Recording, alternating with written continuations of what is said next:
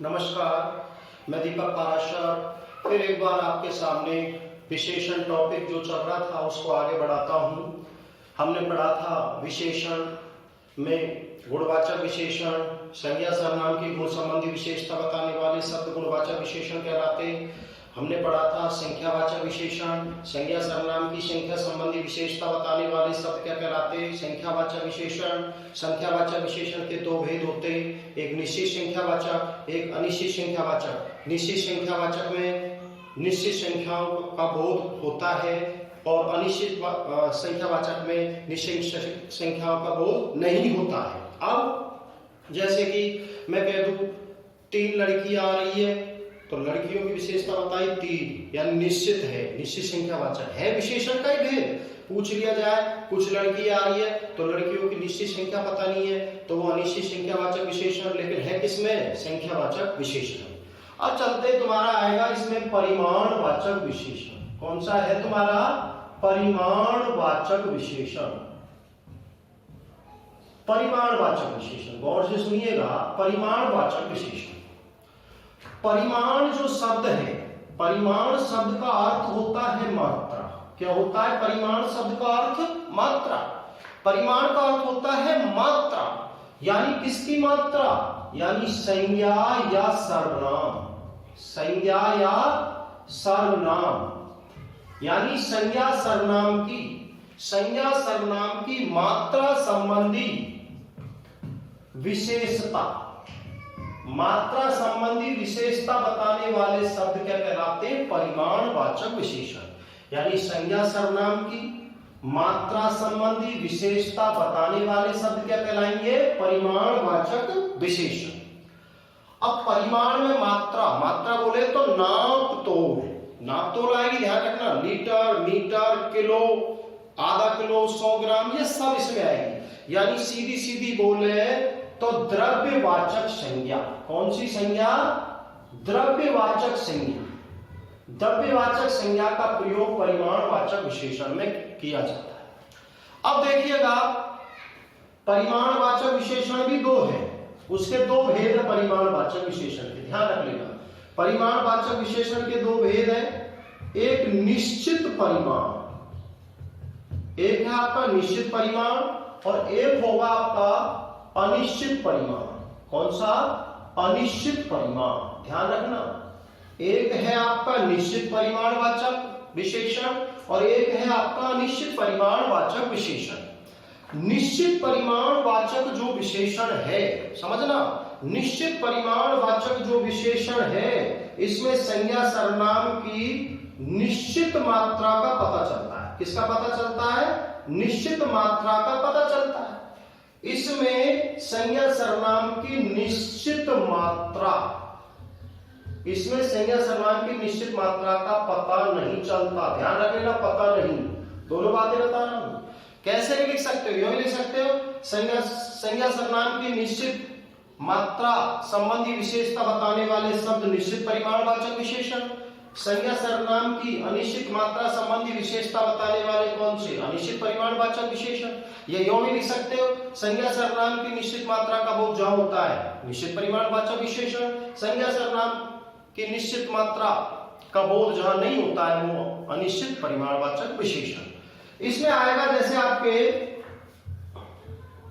जैसे आ गया 2 लीटर दूध, समझना गौर से, 2 लीटर दूध, तो यहां दूध की विशेषता बताई है 2 लीटर, निश्चित है पता, निश्चित परिमाणवाचक। यहां लिख दिया थोड़ा दूध, आपको लिख दिया है थोड़ा दूध, तो यहां दूध की विशेषता थोड़ी है यानी पता ही नहीं है, निश्चित नहीं है, तो अनिश्चित परिमाणवाचक, ध्यान रख लेना। ये यहां पर लिख दिया कि आधा किलो चावल, तो चावल की विशेषता लिख दिया आधा किलो चावल। यहां लिख दिया थोड़े चावल, ध्यान रखना, यहां लिख दिया थोड़े चावल, तो यहां चावल की विशेषता पता नहीं है, ध्यान रखने वाली बात है। तो यहां पर कौन सा हो गया, अनिश्चित परिमाणवाचक, ये ध्यान रख लेना। तो यहां पर आपको ऐसे मिलेंगे, कैसे मिलेंगे, 2 किलो दूध या 2 लीटर दूध, 2 किलो चावल, 10 ग्राम सोना, इस तरीके से आपको मिलेंगे यहाँ। और यह मिलेंगे थोड़ा, हो बहुत ज्यादा, ये ध्यान रखने वाली बात है। अब चलते हैं हम अगला जो विशेषण है उसका नाम है सार्वनामिक विशेषण। क्या नाम है? सार्वनामिक विशेषण। ध्यान रख लेना, सार्वनामिक विशेषण। गौर से समझना, शब्द को समझो ढंग से। सार्वनाम, क्या लिख रहा है? सार्वनाम। पहले तो एक शब्द निकाल के नाम। नाम बोलते हैं संज्ञा। क्या होता है नाम? यानी संज्ञा। ध्यान रखना इसको गौर से। सर्वनाम ये लिख दिया मैंने, सर्वनाम, ठीक है, ये सर्वनाम भी लिख दिया। यानी सीधी सीधी बात बताई जाए तो डेफिनेशन बनेगी, जो सर्वनाम, ये लिख रहा है, जो सर्वनाम संज्ञा से पहले प्रयुक्त हो। ध्यान रखना, जो सर्वनाम संज्ञा से पहले प्रयुक्त हो या प्रयोग किए जाए और विशेषण का काम करे, और विशेषण का काम करे, उन्हें सार्वनामिक विशेषण कहते हैं। अब पूरे सर्वनाम तो आएंगे नहीं, ध्यान रख लेना। इस सर्वनाम को दूसरा नाम है इसका संकेतवाचक। संकेतवाचक विशेषण भी कह सकते हैं इसको, या इसका दूसरा नाम है निर्देशवाचक।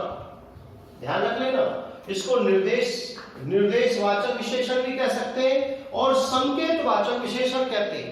तो संकेतवाचक विशेषण में कौन कौन से सर्वनाम प्रयोग नहीं किए जाएंगे? एक तो ध्यान रख लेना, मैं, और एक तू। ये दो सर्वनाम को छोड़कर, ये दो यानी जो सर्वनाम यानी कोष्टक में मैं तू को छोड़कर किसी संज्ञा से पहले आए, किसी संज्ञा से पहले आए और विशेषण का काम करे तो उसे सार्वनामिक विशेषण कहते हैं। ध्यान रखना गौर से, संज्ञा से पहले आएगा, विशेषण का काम करेगा। ये डेफिनेशन सीधी बोल सकते हैं, जो सर्वनाम विशेषण का काम करते हैं, जो सर्वनाम विशेषण का काम करते हैं उन्हें सार्वनामिक विशेषण कहते हैं। इसका दूसरा नाम है संकेतवाचक विशेषण, इसका निर्देशवाचक, क्योंकि ये संकेत करेगा। जैसे लिखेगा कि, जैसे आपको लिख दिया कि यह पंखा है। ध्यान रखिएगा, यह पंखा है, ये संज्ञा से पहले, लेकिन ये सार्वनामिक विशेषण नहीं है तो सर्वनाम है, संकेतवाचक सर्वनाम है। लेकिन इसको थोड़ा चेंज करेंगे तो ये ऐसा आ जाएगा, यह पंखा चल रहा है। ध्यान रख लेना। तो देखो ये संज्ञा से जस्ट पहले आया है तो ये आपका हो गया सार्वनामिक विशेषण। लिख दिया, वह गाय मेरी है। तो गाय संज्ञा है, इससे जस्ट पहले लिया गया है, जिससे जस्ट पहले लिया है तो आपका हो गया सार्वनामिक। ध्यान रखिएगा, सार्वनामिक सर्वनाम होंगे, संज्ञा से जस्ट पहले आएंगे। ये देखो जस्ट पहले आ रही है। और आपका ले दिया साहब जी, यह है, यह लिख दिया मैंने, वह पुस्तक किसकी है।